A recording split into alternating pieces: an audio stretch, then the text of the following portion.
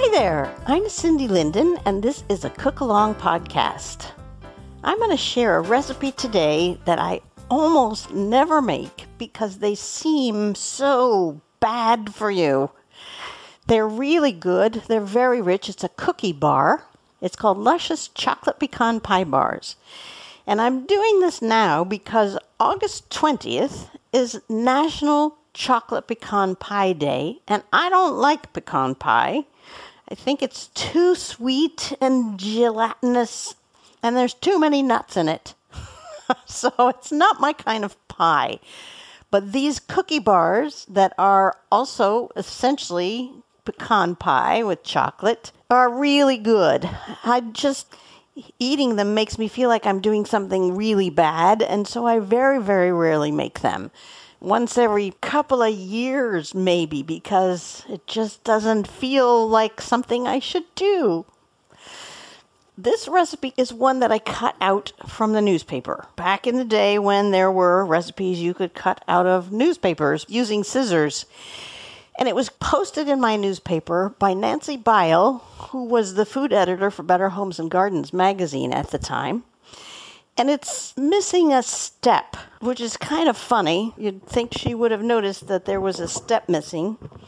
But I just kind of guessed what that missing step was. And that's how I have made this recipe ever since.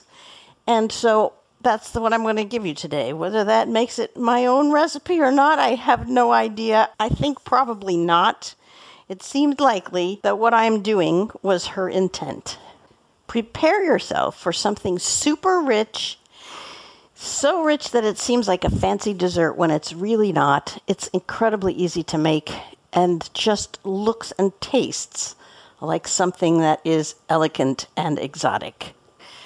The ingredients that you will need are 1 1/4 cups of all-purpose flour, 1/4 cup of granulated sugar, 1/2 teaspoon of baking powder, 1/2 teaspoon of ground cinnamon, which is nice with the chocolate. I mean, so far we've just got sort of pecan pie flavors. 1/2 cup of butter, 1 cup of finely chopped pecans, another separate 1/4 cup of butter, 1 ounce of semi-sweet chocolate, and that could be from part of a high-quality chocolate bar, or it can be from your baking section where it's just a square, or it can be a few semi-sweet chocolate pieces, but you'll want to weigh them out so that you know you have 1 ounce. 3 eggs, 1 1/4 cups of packed brown sugar, 2 tablespoons of either bourbon or water. And honestly, I've never made it with bourbon because I live with people who don't like the taste of alcohol in things, so I try to be careful to make things appealing and not give them a reason to reject it. So I use the water, but if you have bourbon and you want it even better, you want to use that, and a teaspoon of vanilla.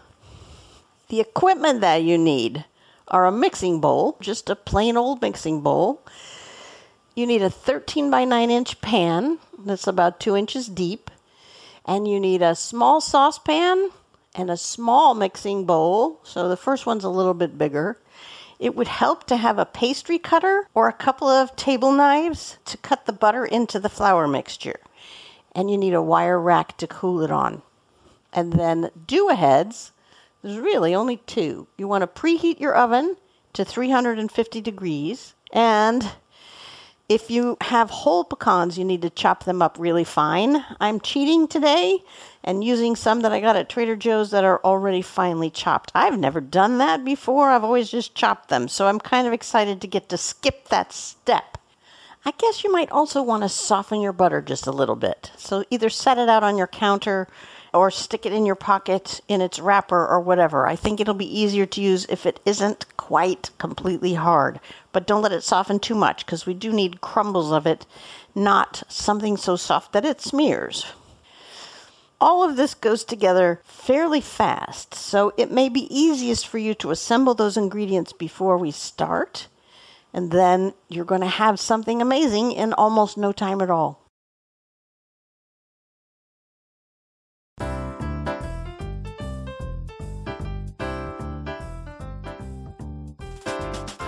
All right, the first thing we're going to do is make kind of a crust.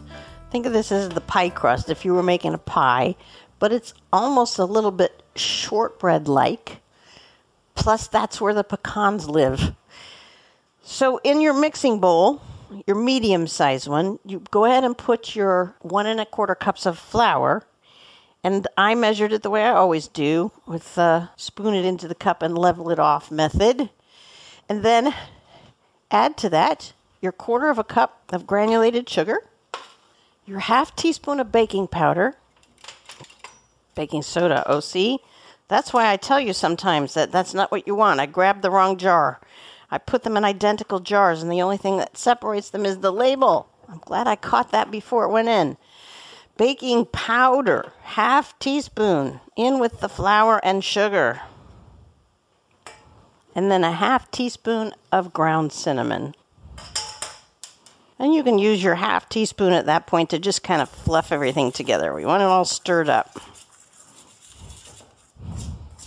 When you get it all mixed up, that 1/2 cup or 1 cube of just sort of slightly warmed up butter is going in there. And actually, it'll be easiest to do what we need to do if we cut it up in little bits first. The recipe lady doesn't suggest this, but I know it will be a lot easier. So actually, let's just cube it. Set it on its wrapper and cut it in about 1/2-inch slices. And then let's take those slices and quarter each one so that each slice is 4 cubes of about a 1/2 inch square. And just drop those into the flour mixture. And this is where we're going to need the pastry cutter or the knives. You could use your fingers, and maybe I'll just do that. Yeah, you know what? I'm going to do that. It's just faster and cleaner. I find pastry cutters are very helpful and also a pain in the hiney, because the soft thing, which is usually butter, gets caught in the tines, and then you're just pushing dry stuff around with this scooped up thing. Anyway, I'm using my fingers, and I'm just squeezing everything together and making the butter smaller and smaller with every squeeze. Get all the butter coated with flour, and then just keep squeezing it. This is not the cutting process, which is what you're actually supposed to do. So if you wanted to be doing this with knives, you just take a knife in each hand, point the sharper edge out toward the edges of the bowl, and crisscross them like you were doing some kind of musical instrument. Crisscross them against each other in the butter and flour to kind of cut the butter up into little bits. And if you're using a pastry cutter, more power to you. Just be sure you stop every once in a while and clean out the butter from the tines and scoop it back into the stuff so that you can keep going. Sometimes you don't want to use your fingers because it warms up the butter. For instance, if you're making a pie crust, you don't want to do this because you want the butter cold so that it will make little pockets of butter as it warms up in the dough. I think we just need to get it to where it will bake. We want the butter distributed, but I don't believe it has to be actually beautifully cut in. I think just small bits will be fine. Of course, it's being a little stubborn about it. I maybe shouldn't have warmed it at all, but it seemed like a good idea at the time. Like I said, I make this so seldom. I've made it for decades, but it's not a thing I allow myself to cook very often. When your mixture is like coarse crumbs, and for me at least, some of it's kind of starting to stick together, and there still are some larger bits of butter, I think I may not worry too much about that. Well, the huge ones I guess I'm going to get rid of. But then what you're going to do is stir the pecans in, and that is your full cup of finely chopped pecans. And the ones I got at Trader Joe's are toasted, what they call dry toasted, which I love because that'll give them a little more flavor. It's not urgent, but if you find them that way, don't hesitate to use them. And once your pecans are stirred in, we're just going to dump it into the 13 by 9 inch pan. It does not need to be greased or anything ahead of time because there's so much butter in here. And then we just kind of spread it out and pat it down. Press it down into the bottom till it's kind of solid-ish and level-ish, which I think I may have to finish by hand because I don't think the spoon is going to satisfy me in terms of getting things level. It's too curved. Some of this has no nuts and some of it has a lot of nuts. I'm redistributing and trying again. It's ridiculous. It seemed all the same in the mixing bowl, but it does not in the pan. It's like all the pecans are at one end.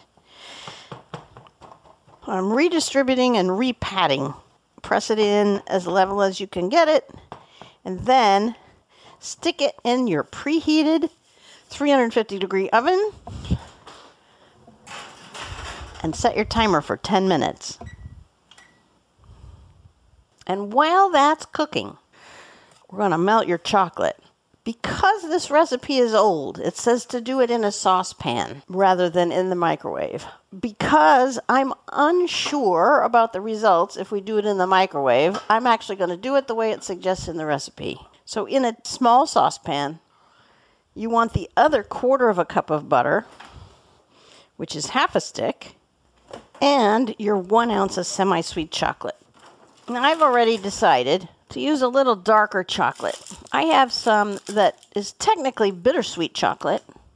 I have some really dark stuff that's 72%, and then I have some that is 60%. Regular semi-sweet chocolate is around 52% cocoa, or cacao, I guess I should say. I'm going to use the 60%, just because I think it's more interesting than the regular semi-sweet 52%. And I'm going to weigh it on my food scale so that I know I only have 1 ounce. These are chips coming out of a bag. Sometimes things from a candy bar or a baking bar will melt a little better than the ones out of the bag. Okay, 1 ounce? Wow, it's tiny. Well, all right, I'm going to measure it for you so that if you can't weigh it, you know what we got. 1 ounce was, it is 1/8 cup. Kind of a little bit over full. And that's it. It's really not very much. I mean, if I move very far with this cup, it's going to overflow. But it's really just a little over 2 tablespoons. Maybe 2 tablespoons and a teaspoon is what I'm thinking. Those go into the pot with the butter, and then we're going to just turn that on really low. And all we're waiting for it to do is melt the chocolate. Well, melt everything. And while that starts to melt, we're going to need to stir it in a minute. But before we need to do that, get your mixing bowl. You know what? I'm going to use the same mixing bowl I made the crust in, because I don't like doing dishes. And in here, we want to put 3 eggs. We're going to crack them open. We're not going to just put them in there. We're going to crack 3 eggs. And we're going to add to that the brown sugar. This is actually where the pecan pie flavoring comes in. The brown sugar and the vanilla and the little bit of cinnamon. This is 1 1/4 cups of packed brown sugar. We are not being shy about the sugar. Of course, it's kind of a big pan still. This is a lot of sugar. Just dump that in with the eggs. There's the 1 cup. And the 1/4 cup. Go take a peek at your butter and chocolate chips. We're good. It's just starting to melt because I have it on really quite low. And then add to your brown sugar egg bowl your 2 tablespoons of water or bourbon if you're using it. Cold water is best because it's less likely to have minerals and stuff in it than the hot water does, depending on your water heater, I suppose. 1 and 2. And then your vanilla goes in here as well. That's just a teaspoon of that. And then get yourself a spoon or a whisk and mix that together. Break up those yolks, break up the brown sugar, whisk it until you have this, well, it's the filling / topping. And that'll only take you a second. Oh, it smells good. It smells like vanilla.